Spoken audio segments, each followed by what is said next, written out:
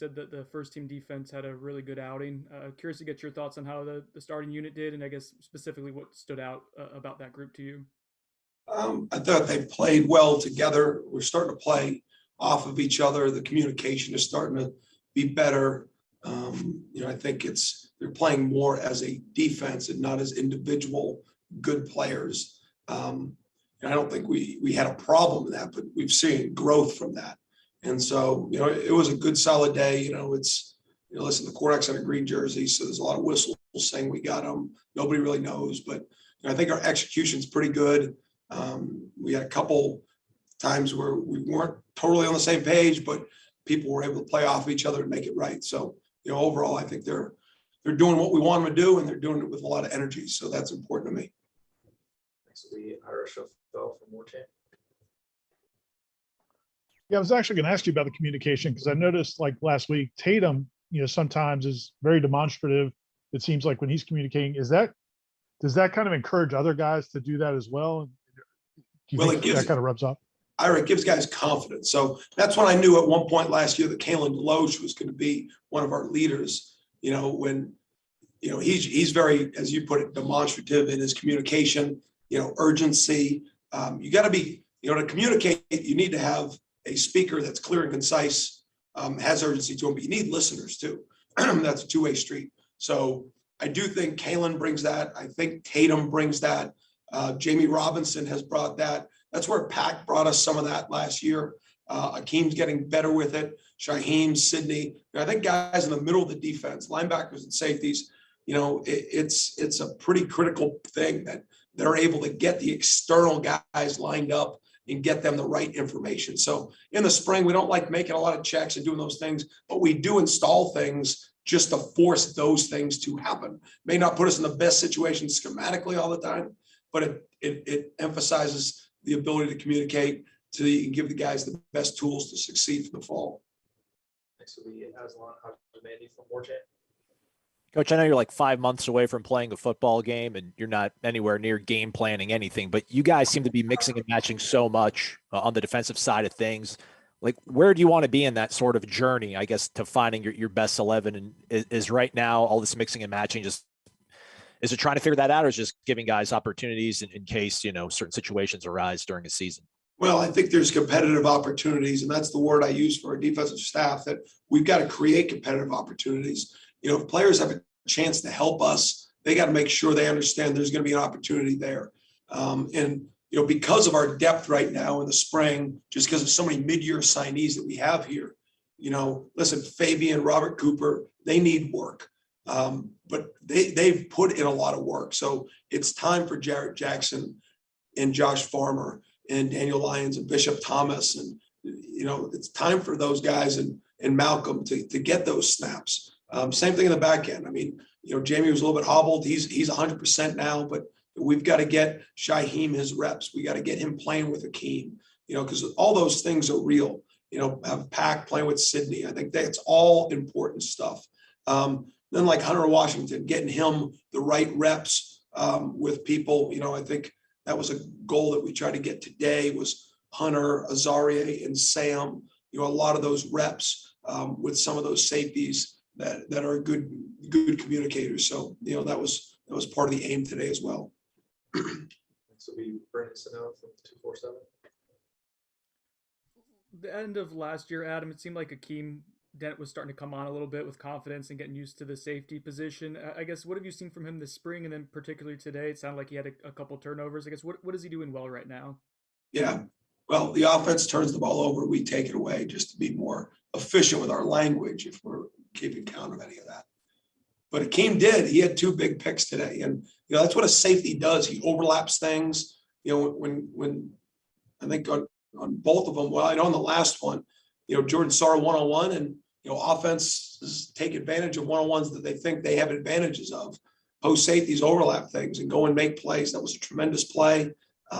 Good to see. And then, we had another takeaway down there with a forced fumble, and I think Derek McClendon picked it up. So I do think Akeem is feeling comfortable. Akeem is somebody that, needs to be put in the position, and once you tell him what to do, he's very good at doing it. And I think he's getting the reps. Those things are filling up for him, and he's stockpiling just those reps at that spot. And I think it's making a difference for him because I do think at his best, he's a multi-tool player. He can tackle, he can cover, he can make plays on the ball, he can blitz. I think he can do a lot of things. It's just about making sure that he's confident in everything we're telling him to do. And that comes with reps. It comes with clean, concise coaching too, to make sure that it makes sense to him.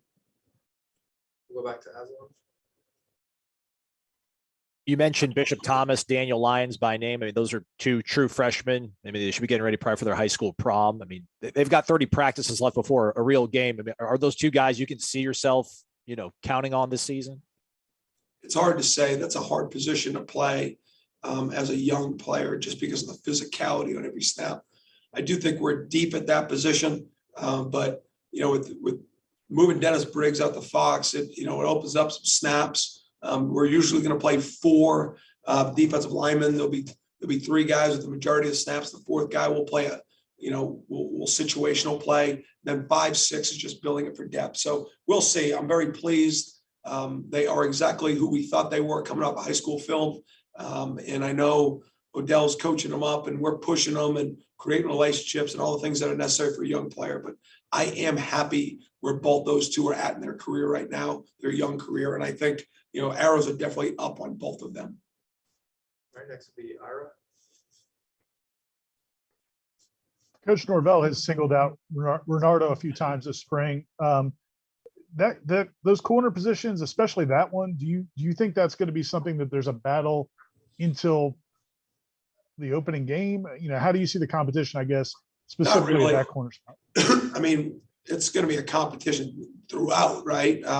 But I would rather, we're going to play all the guys who can help us win games, but I would rather, especially at safety and nickel and backer, I'd rather get into a smaller concentration of rotation just because of the communication, how important that is.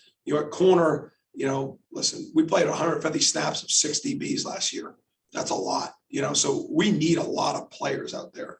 And, Renardo was out watching tape with me yesterday, just detailed coaching, and just, he wants it. And, I'm happy that he's healthy for the first time in his career here for a stretched period.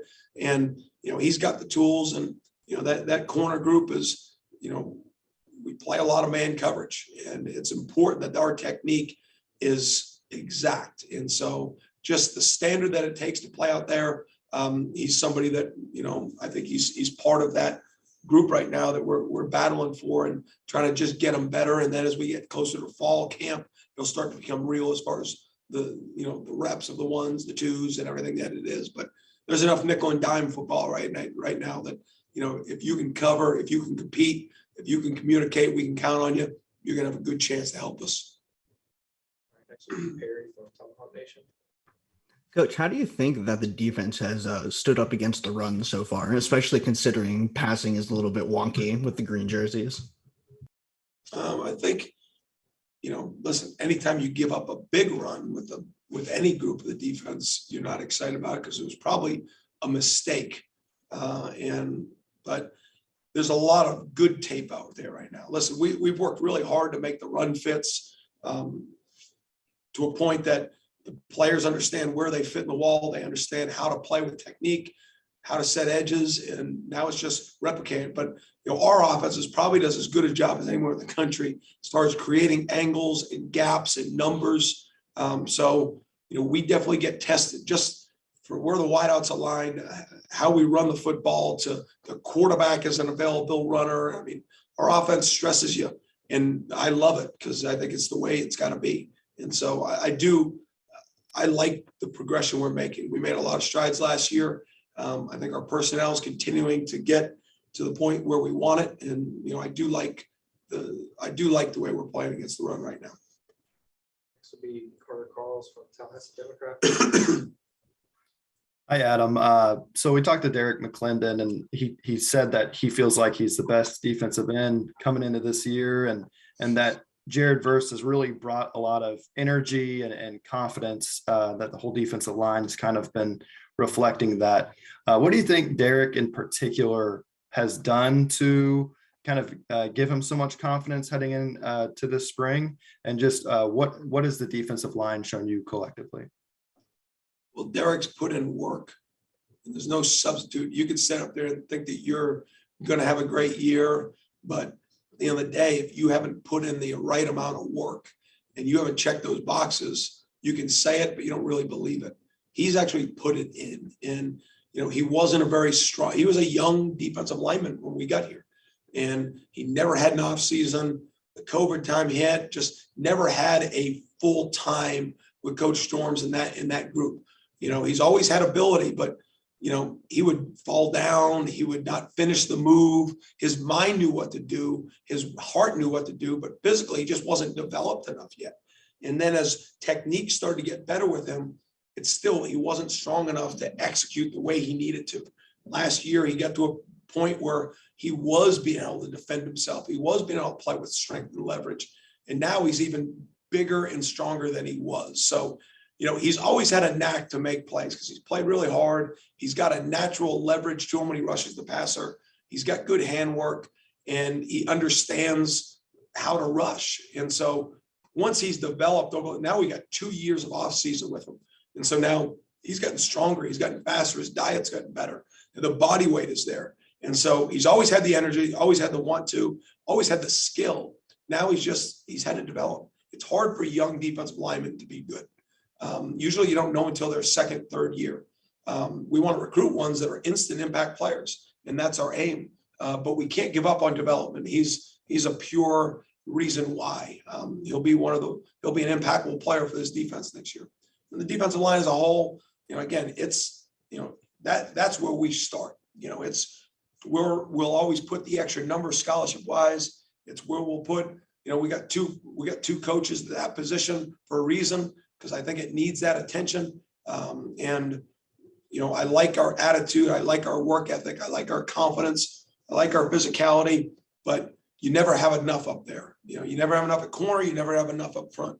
And you got to keep building. When you feel like you're comfortable at that position, you're probably going to go backwards. So, constant strive for better technique and effort and finish and execution. But, as our D line plays, we'll have it'll be a big indicator on how well we play our defense this year. We'll go back to Aslan.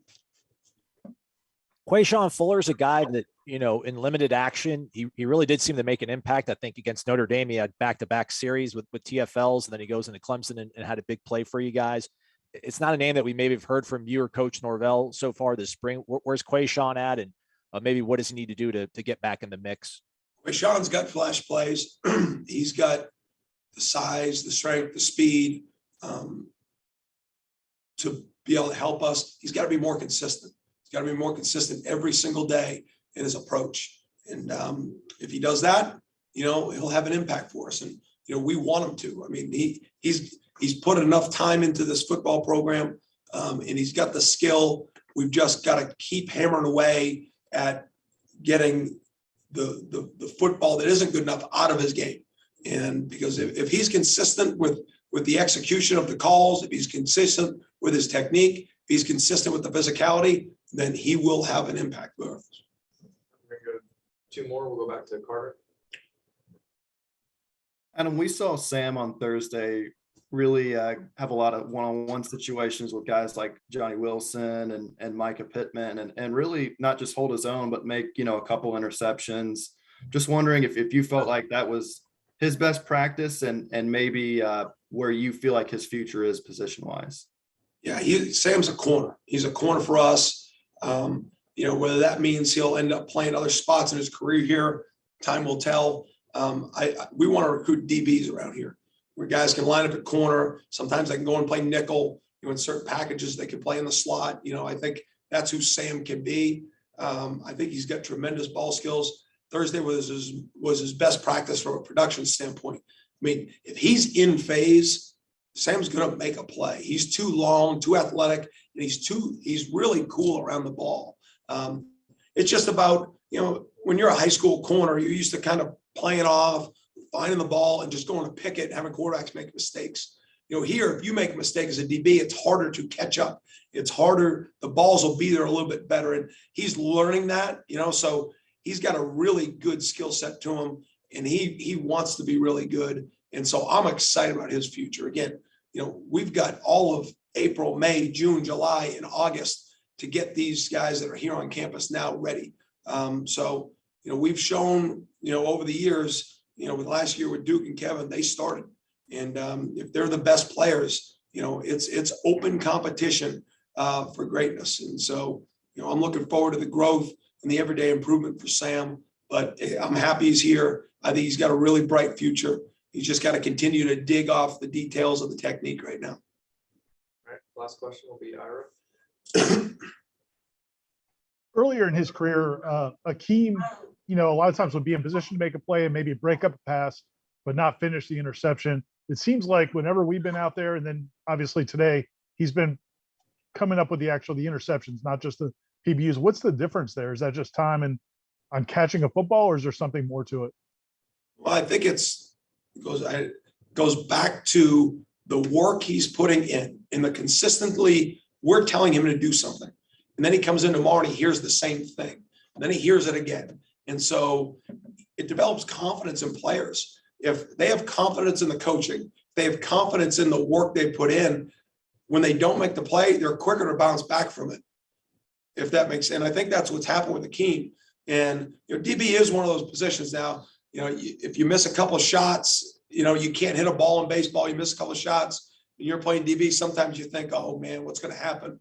I'm just not meant to be, which could be your mindset. But if it comes back down to you trust what you're being told, and it's staying consistent, and then you're putting the time in, you're working, and you feel like you've earned the right to have success, you can overcome failure a little bit better. And the greatest thing was last scrimmage. Akeem had two really poor plays early in that scrimmage and came back and played really well. And, it was just, that's what it's about. It was Thursday, we started off practice, and I think our offense scored every time they touched the ball in the red zone. And we had an MA, we had a missed tackle, we had a missed execution. You name it. And we came back and had one of our better sessions for the next hour and a half. That's all part of the development. I don't want it not to happen that way. Don't want it to happen that way. But, our guys are listening to the coaching right now, and they love football. And that's a big deal. And so, that's part of where Akeem's at, and, proud of the progress he's making. Really happy for him. And I think he's set to have a great year. All right. Thank you, Coach. Thank you. Recording.